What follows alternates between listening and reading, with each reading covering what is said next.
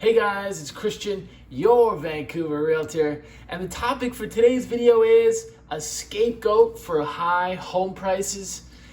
So what do you get when you have historic low interest rates and historic low listings? Well, you get homes like this one in Surrey, okay? This was a home that was listed for $2.2 million and sold after 6 days for $2.44 million. That's almost $250,000 over the listing price. And this is Surrey. This is not a place where we expect this on Vancouver's west side, not in North Surrey, just about 10 minutes north of the Canada Highway.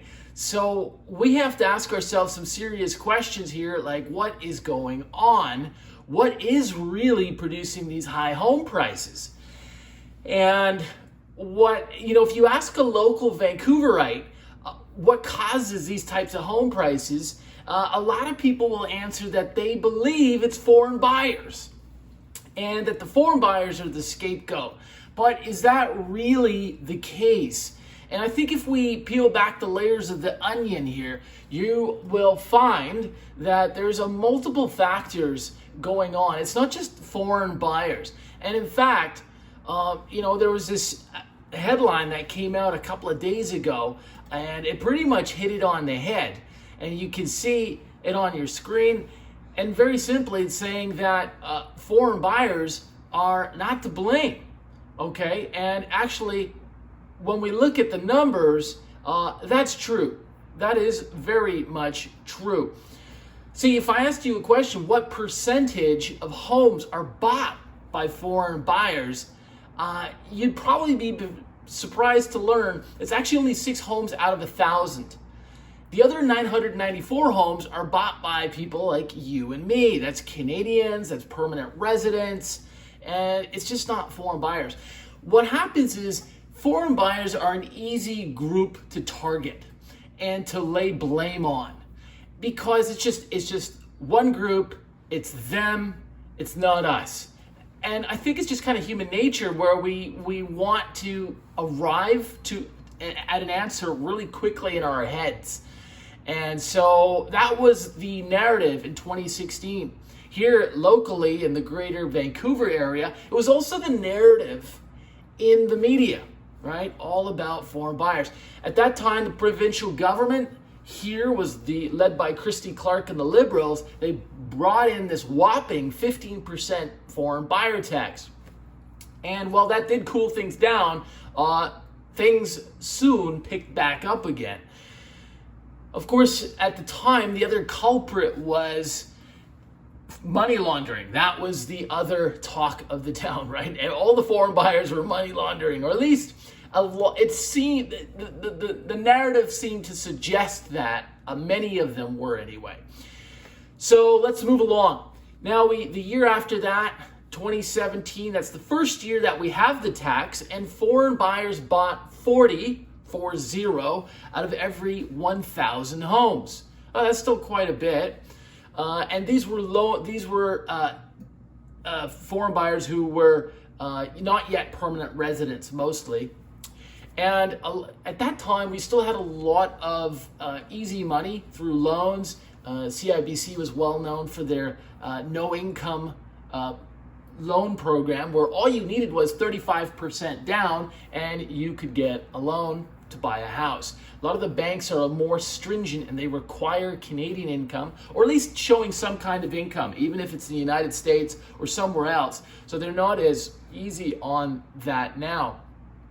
The other thing to pay attention to is in 2016, interest rates were actually at 2%, or got into the really low 2% range. And I think that is probably the common theme here. It's just really super low interest rates.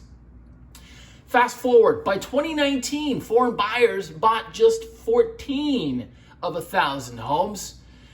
And at that point, and it's in my client base as well, I was finding the people I was meeting who weren't yet permanent residents were not buying. They would wait until they got their PR approved and they got their PR card in the mail. that's what I would tell my clients anyway, who were waiting for their permanent residency, was just wait it out, and you will get your card, and then we'll go and purchase something, because it really makes no sense to pay 15 or even 20% of a foreign buyer tax. So that was 2019. Again, the thing that we're seeing here, and I think 2021 is a replay of 2016 in many ways, is the low interest rates. That is the real cause. I think that's the main cause anyway. And because it's not foreign buyers, because the borders have been closed for 18 months, right? You can't get in or in some cases out of the country. So it's not foreign buyers anymore. And actually in 2020, foreign buyers only bought 6 homes out of 1,000 in the greater Vancouver area, as I just mentioned. So it's not them. So the common theme here obviously is really super low interest rates. And you know what? And like I mentioned earlier, it's just not sexy to blame interest rates as it is foreign buyers. It's just, it's nice to target another group. Now, and one reason is I think it does make it easier to sell newspapers. It does make it's better clickbait for sure. So that's why you see it. And you always have to kind of look underneath the hood here and do a bit of digging to see if it's really the truth. The second big issue facing the Lower Mainland and the Fraser Valley as well is just this lack of listings. I think this is the real part of the problem as well. Listings in Vancouver are down 30% where they were this time last year. And in the Fraser Valley, listings are down almost half of what they were 1 year ago. In fact, I was reading that listings are down to the lowest level since 1981 in the Fraser Valley. And we've almost doubled our population has in that time. So think about that. I mean, there's a million more people living in the region wanting to get the same amount of homes as were for sale in 1981. So when you have that combined with really low interest rates, that's what's going to push prices up. So what I want you to take away from this is that problems like housing are complicated. There's generally not one thing. There's usually 2 or 3 things going on.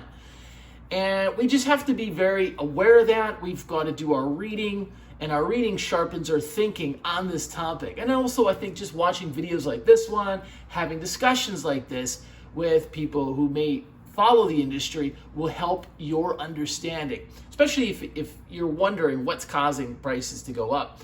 If you want the prices to stabilize, what I would do is I would write letters, or I would call your politicians, whether that's municipal, provincial, or the federal level, and put pressure on them to put in measures to help put more supply on the market. Because I think that's the real issue here. How do we get more supply of housing on the market? Never mind the foreign buyers anymore. It's clearly not them. Now, if you enjoyed this video, give us a like or a thumbs up, or just subscribe. We love having you. Any comments or questions, leave them below. Thank you for watching, and we'll see you next time.